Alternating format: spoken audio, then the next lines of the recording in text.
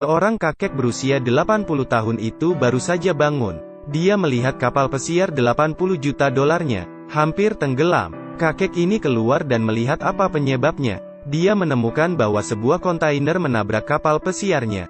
Dia mengeluarkan tongkat besi dan ingin melepaskannya. Tetapi ternyata sangat sulit. Dia mengeluarkan punggungan laut dari kabin. Kemudian meletakkan jangkar. Melempar jangkar ke laut. Lalu segera menarik jangkar itu kembali. Tetapi dia masalah tidak sampai di sana saja, karena ada bagian dari kapal yang sobek, kebetulan menyentuh garis air.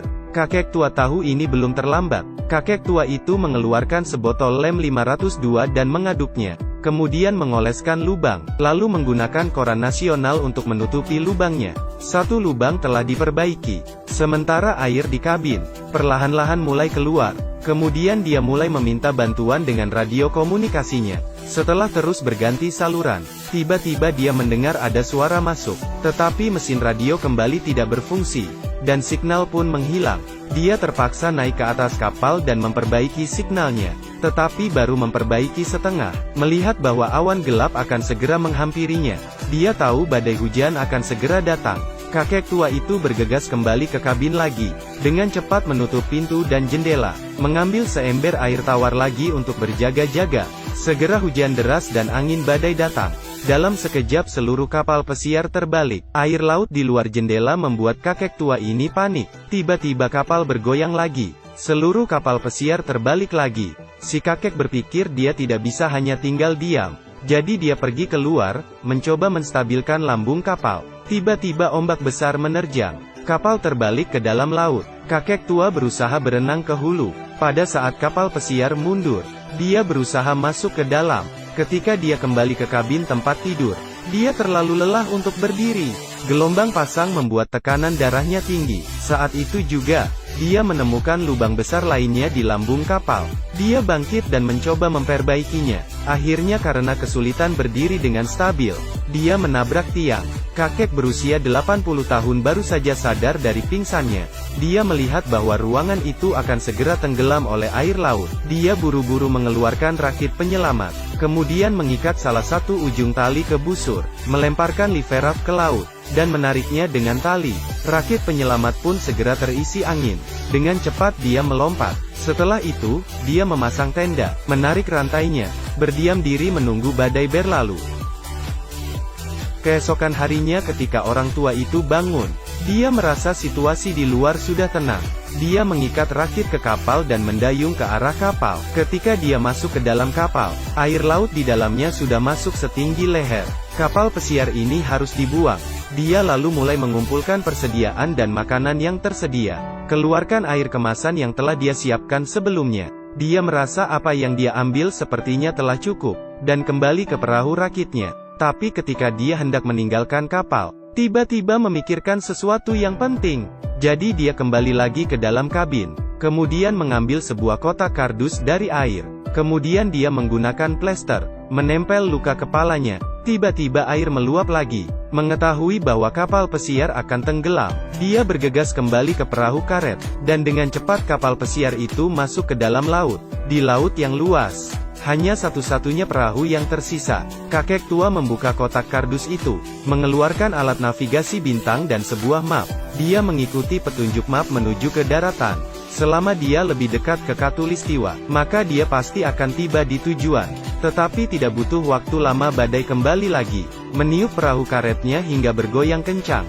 Dia dengan kuat menggenggam sisi-sisinya, tetapi dia kesulitan menahannya karena badai yang kencang. Perahu karet itu dengan mudah terbalik. Kelihatannya perahu ini akan tenggelam karena air. Kakek tua merasa putus asa, buka kunci resleting perahu dan keluar, berenang di dalam laut, menarik kapal dan berusaha membaliknya kembali. Kemudian dengan sekuat tenaga naik ke atas perahu. Dia berbaring di sana memegangi kepalanya dan terus gemetar. Jelas bahwa lelaki tua itu berada di ambang kehancuran. Keesokan harinya badai berlalu. Untungnya dia masih hidup. Dia mengeluarkan makanan dan mulai mengisi kembali kekuatannya. Tapi pancake kering itu sulit ditelan. Dia lalu menuangkan segelas air tawar lagi yang disiapkan sebelumnya, lalu mencicipi. Tetapi tiba-tiba dia memuntahkannya lagi. Ternyata entah kapan, tutup botol di ujung ember telah dibuka. Semua air tawar di dalamnya telah berubah menjadi air laut. Kakek tua itu benar-benar frustasi. Apakah itu benar-benar akan menemui jalan buntu? Pria berusia 80 tahun ini terdampar di laut. Sudah 81 hari. Tanpa air, dia sangat kehausan. Lalu dia tiba-tiba memiliki ide. Dia mengeluarkan drum air itu.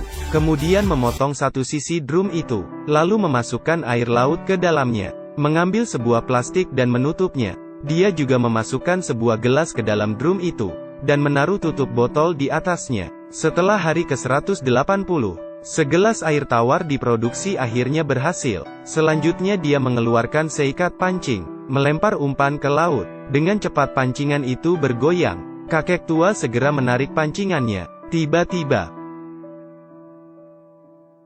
membuat kakek ini terkejut. Ternyata dia memancing seekor bayi hiu. Dan ternyata dia tidak tahu. Dia dikelilingin hiu besar. Saat itu dia melihat sebuah kapal pesiar melaju di depannya. Dia berusaha menyalakan api dan berteriak minta tolong. Namun kapal besar itu tidak berniat berhenti. Kakek tua hanya bisa melihat kapal itu, meninggalkannya dan pergi begitu saja. Pada malam hari orang tua itu dibangunkan oleh raungan. Dia bangkit dan melihat, ternyata ada sebuah kapal yang sangat besar.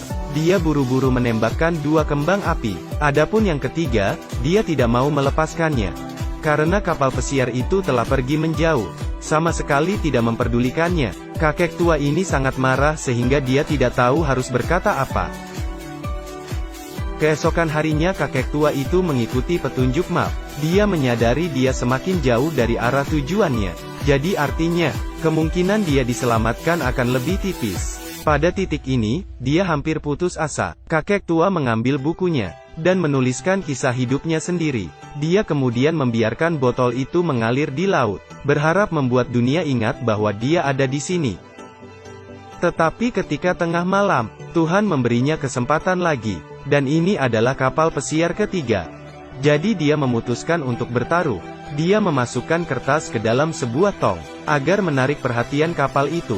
Dia sudah tidak memiliki kekuatan untuk berteriak, hanya bisa mencoba melambaikan tangan. Tetapi kapal itu masih tidak merespon. Dia kemudian berpikir mungkin api cahaya ini tidak cukup. Jadi dia melemparkan seluruh buku ke dalam api. Tetapi api tiba-tiba menyebar, membuat seluruh perahu karet itu terbakar. Membuat kakek tua itu terpaksa melompat ke dalam air. Sekarang bahkan tidak ada cara untuk bertahan hidup lagi. Dia melihat ke langit, merasa marah dan tidak berdaya. Pada akhirnya dia menyerah untuk berjuang. Dengan berani menghadapi kematiannya, perlahan-lahan tubuhnya tenggelam ke laut dalam. Tiba-tiba seberkas cahaya di laut tiba-tiba menyala. Kakek tua yang telah menyerah, memiliki harapan kembali. Dia berusaha berenang ke atas laut. Dia akhirnya masih bertahan hidup. Tuhan tidak meninggalkannya. Seorang kakek berusia 80 tahun itu baru saja bangun. Dia melihat kapal pesiar 80